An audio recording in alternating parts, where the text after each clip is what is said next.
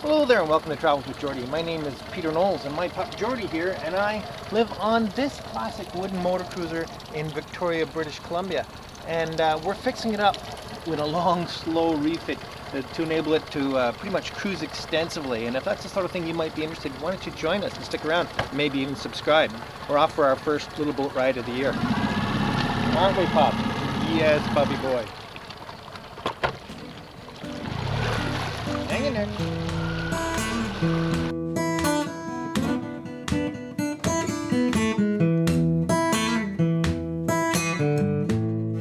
Okay, so good morning.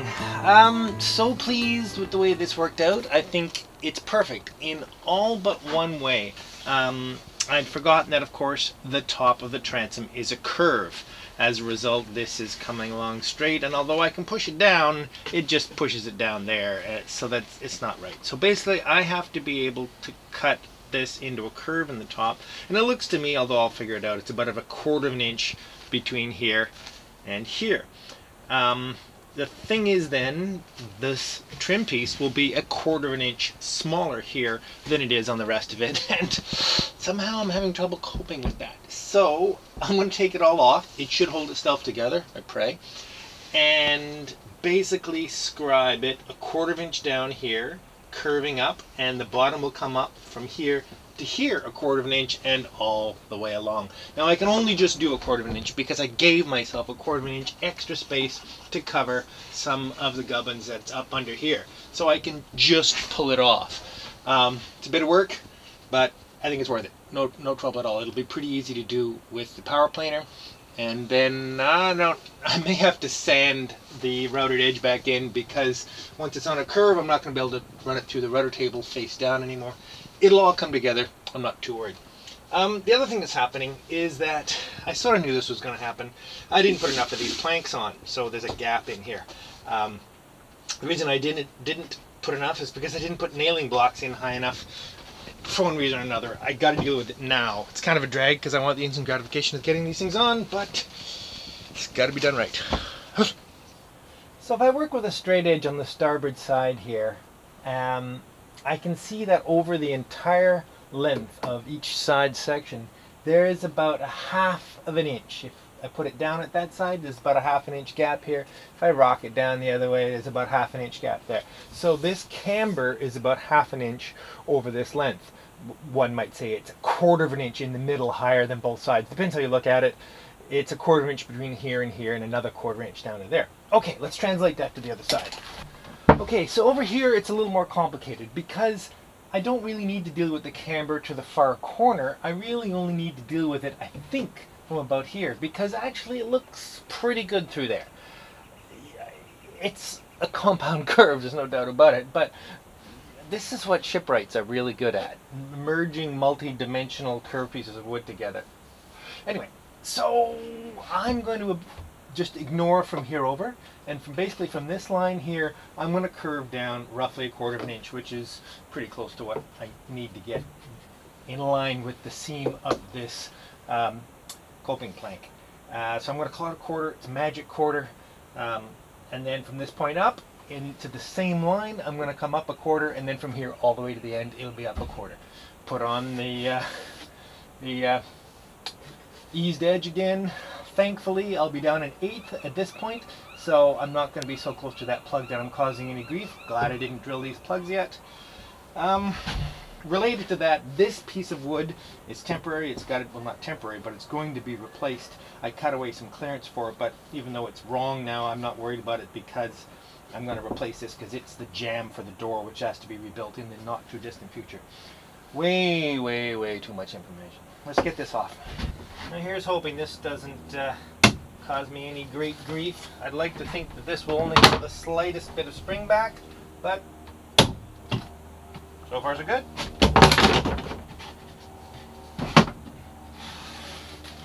Well, that's more than I thought, but one would assume it'll be able to go back into that shape. It's not that it's not terrifying or anything. It feels kind of weird to let that off of there.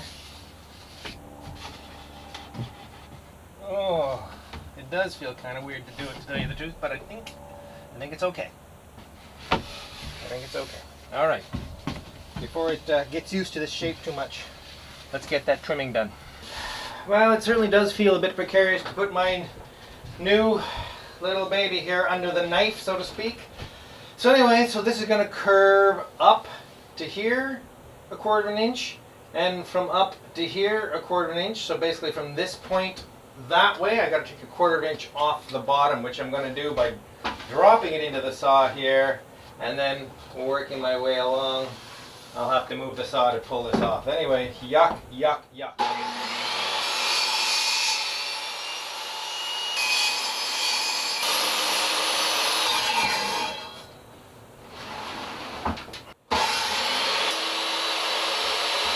Okay, so the rest I'm going to do with the sander and the power plane. I'm going to have to do it to the other piece anyway. I might as well get it done now and I can go out the window.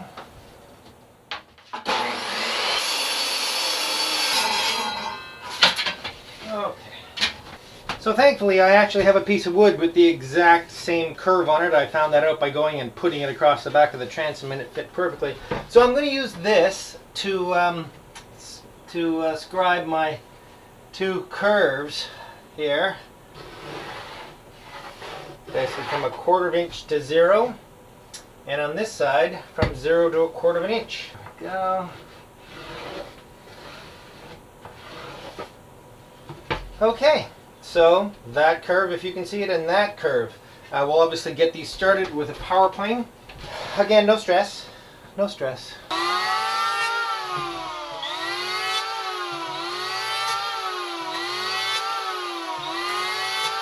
Okay, that side's done.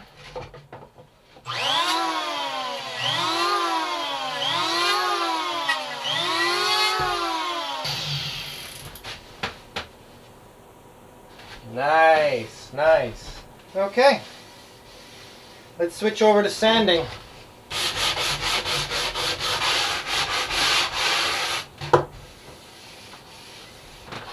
That's nice, that's nice.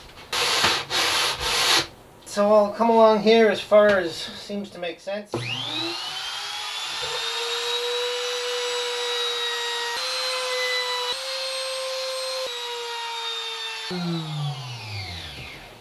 Okay, so obviously because of the curve I couldn't get in there, but I'll sand that out. And now I'll just do the other end here. About there somewhere.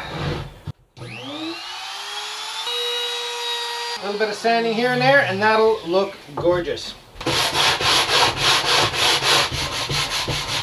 Okay, so let's put this back on. Crikey, I can tell you, I'm slightly anxious about this. Well, I guess it's okay. Very close. This is really about a 4-person job. That'll hold that. So far, I'm really pleased with the work we've just done over here. As far as I can tell, that's pretty nicely lined up. I would say that is pretty good. Pretty darn good, in fact. I'm not going to stress about it any more than that. Hi! Not that I haven't been stressing up until this point. Hey, Pop, that's how Geordie likes to spend his days. How are you? And there's Griffin sticking his head out. Okay, so the next thing is to make some little infill pieces for there and for here. Fortunately, I have a little bit of the stock left that I did this. I just have to bevel the other side of it a bit. Okay, so now we have the same profile both sides, and I'm just going to cut it on a long diagonal so I get a fairly long profile because of the, wow, you'll see in a minute. Okay, let's go out and scribe these to fit. Starboard, so we don't lose track. So it's got to go basically there in that same magical curve that everything is. So there we go. So that's the starboard side, and that's the part that's going to remove. I'll do the same on the other side. You don't need to watch.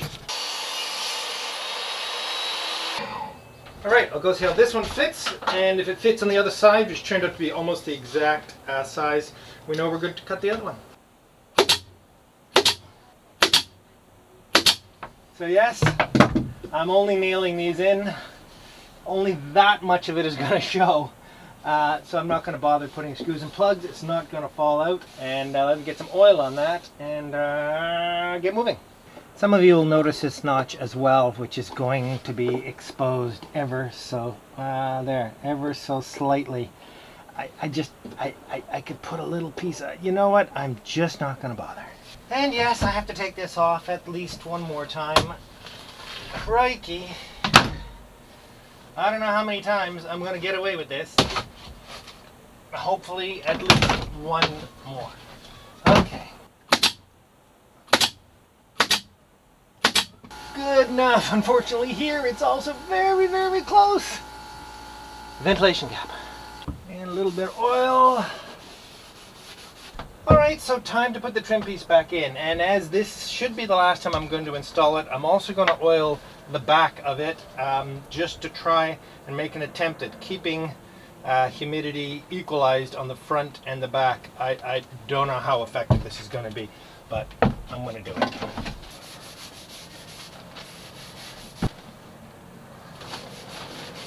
There we go. Okay. This is the time that it must not break. Okay. That's it. That's it. It's perfect. It's perfect. I'm not messing with it anymore. Time to put some screws in. There.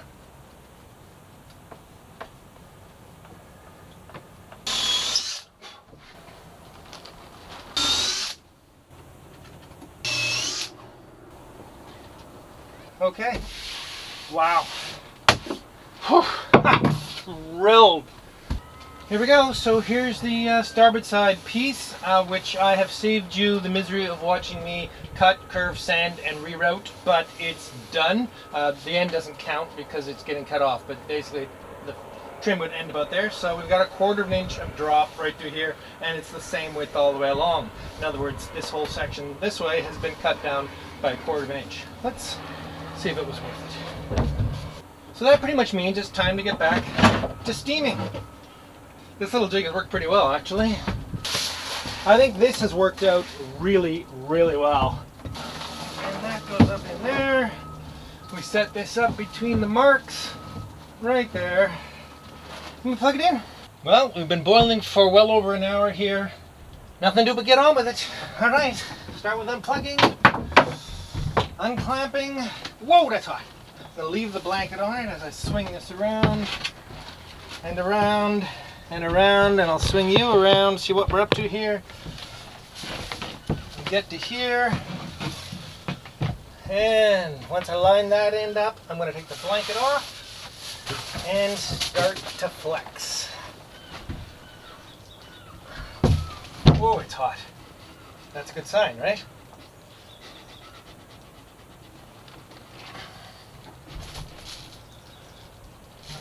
Oh, I don't know why this side seems more precarious to me.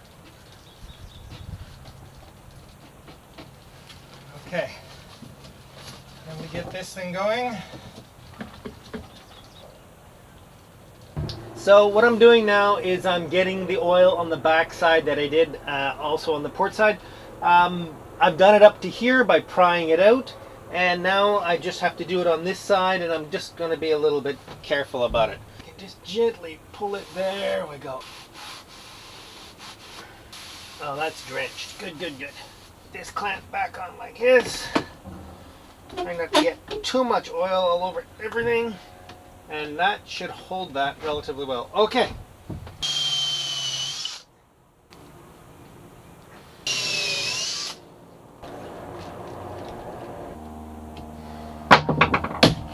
Perfect. Cut this off.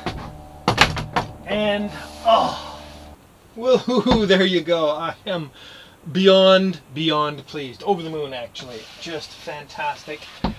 You can steam bend sapele, or at least relatively thin sapele. So, really, really, really pleased. Okay, so tonight, one of my favorite quick dinners, sausage on baguette with some fried onions. Pretty straightforward. Everyone's done this. This is just the way I do it. And it probably just means more butter. Okay, so what we've got is a really amazing chorizo sausage. A fantastic, and I mean fantastic baguette. I've got a little bent coming home. So we're going to just chop some onions, get them going in some butter, and that's just going to be the beginning. I have no particular expertise in chopping onions. I'm just glad if I can do it without removing a finger. Get some good butter going in here. Oh yeah, I love.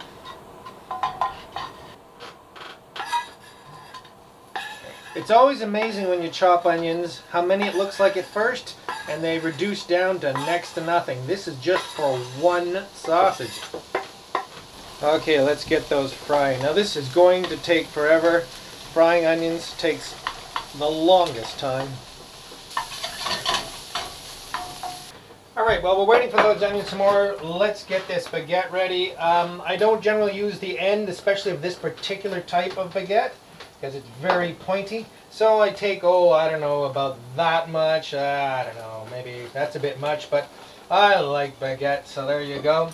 And open it up. Now it'd be really great if you could open this up and say leave it flat and then butter fry it flat, but it so rarely works that way, but I try every time because I'm going to butter fry that and keep that so nice and crispy. So let's go going on that. For that we need another pan, and for me, I tell you, it is really rare to have a two-pan dinner. So I'm going to move the onions over there, turn that burner on, and set this one up. Maybe a little more than that. There we go. Get that soaking up that butter and get nice and warm and crispy and buttery. Now we got to get cooking this sausage. The onions are just about done, so it's a good time to toss this in right with them. Simple as anything. Get them down on there. Get them all smothered into one nice mess over here. Okay, so I do something that may be considered heresy. I stab the sausage all through to let some of those juices out to cook with the onions. I just love how it sort of creates a sauce with the onions. Just fantastic. And how's our bread doing, a bun? Oh yeah, that's looking good. Okay, that's great. Turn that fire off. We'll set this up right here. Oh, that looks so good. So first, a healthy dollop of mayonnaise and a healthy dollop of seed Dijon, and I mean healthy, lots. Now our happy little sausage in here, right in there, and then layer it up with a bunch of these onions. Maybe not every single one, but a good chunk of these. Oh, let's put them all on. They'll just fall out of the plate while we're eating anyway. Close that up. That is going to be absolutely delicious. Can't wait to get into that. Oh wait, needs one more thing. Yes indeed. Cheers. Welcome to the beer of the week. It's St. Patrick's Day today, and as a result I am wearing my kilt. I realize the slight cultural appropriation of that, but I am Scottish and Irish, so I think I can get away with it. So being St. Patrick's Day, there's really only one beer option for today, and that is the ubiquitous Guinness Draught. Now, if you're familiar with Guinness, it comes three main ways: properly drawn in a pub from a tap, available in a can, and available in a bottle where it even says Guinness Draught. Well, throw away the bottle. You cannot get a decent Guinness out of a bottle, but they've done a magic thing with the can, and if you're familiar with it, it's because of the widget that's inside. And if you're interested in that, stick around afterwards and I'll explain the way that works. But in the meantime, let's just crack this. Now, for me, I let it do its magic for about 5 to 10 seconds after I crack the Guinness, and I pour it in a pineapple mug. Not particularly traditional, but I cut my teeth on drinking Guinness in a pub in Montreal called the Old Dublin Pub, and they always served it in a pineapple mug, so that's always going to be it for me. So let's pour this velvety goodness. Now that nitrogen has already done its thing coming out of the widget, so basically I pour as slow as possible, let it build up a little bit of head in there, and if you look carefully you can see the cascading of all that yummy nitrogen bubbles. I really don't know what you're going to be able to see with this light, but I can see it beautifully from this side, I'll tell you. Just fantastic. Oh, there, you can see it. Anyway, if I could hold it steady enough, it would be slowly cascading upwards and in to build the head. So we don't drink that for just a minute or so because you want it to be a nice inky black before you get to it. So let me just, in the meantime, show you the widget. And there's been a lot of misconception about what the widget is and what it does. But basically, it's just a very small vessel. If I can get this open. Usually, these are pretty easy to tear. There you go. It's a very small vessel. The current version of it is round like a ping pong ball. And what it really is just a small vessel with a tiny, tiny hole in it. What happens is, during the pressurization of the beer in the can, some beer and some nitrogen gas end up inside this ball. And because the very, very tiny hole, when you crack it open, the pressure in the can drops instantly, but the pressure in the ball has to come streaming out that tiny hole. And so beer and nitrogen come streaming out, cavitate in the liquid beer, creating more and more froth. Our Guinness is now perfectly ready to drink. So, cheers to St. Patrick's. Absolutely marvelous. Absolutely brilliant. I absolutely love Guinness. And the neat thing about it, you guys can get it anywhere in the world. So, on St. Patrick's Day, let me cheers this week's new patrons, who are Phil Murphy, Andy Hamilton, and KW Landry. Cheers to you all. Thanks for coming aboard.